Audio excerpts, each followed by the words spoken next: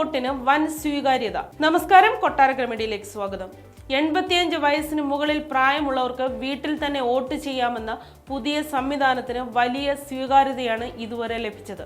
1,42,799 വരെ വീട്ടിലെ വോട്ട് വഴി വോട്ട് രേഖപ്പെടുത്തിയെന്നാണ് തെരഞ്ഞെടുപ്പ് കമ്മീഷൻ പുറത്തുവിട്ട കണക്ക്.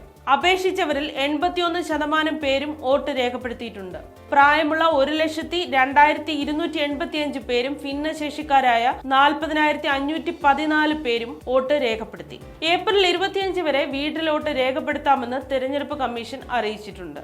ബാലറ്റ് വോട്ടിംഗ് ആണ് നടത്തുക. വോട്ട് രേഖപ്പെടുത്തിയ ബാലറ്റുകൾ സീൽ ചെയ്ത് മെറ്റൽ ബോക്സിൽ നിക്ഷേപിക്കും. ഈ ബോക്സുകൾ സ്ട്രോങ് റൂമിൽ സൂക്ഷിക്കും. പൂർണ്ണമായും സ്വകാര്യത പാലിച്ചുകൊണ്ടാണ് വോട്ടെടുപ്പ് നടത്തുന്നത്. വിശ്വാസ്യതയും സുരക്ഷയും ഉറപ്പുവരുത്തുന്നതിന് വേണ്ട എല്ലാ നടപടികളും സ്വീകരിച്ചിട്ടുണ്ടെന്നും തെരഞ്ഞെടുപ്പ് കമ്മീഷൻ ഉറപ്പു നൽകിയിട്ടുണ്ട്.